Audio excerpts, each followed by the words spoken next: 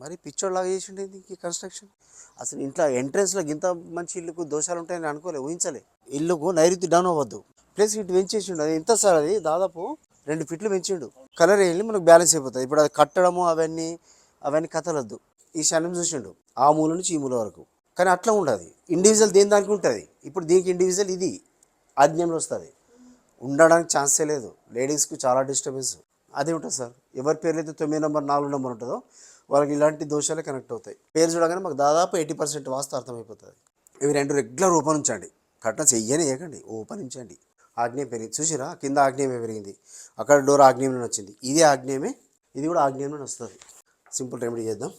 కట్న వేస్తారా ఒకటి. మీరు ఇవాళ బాగున్నారచ్చు, కానీ ఫైనాన్షియల్ డిస్టర్బ్ చేస్తుంది ఫ్యూచర్లో.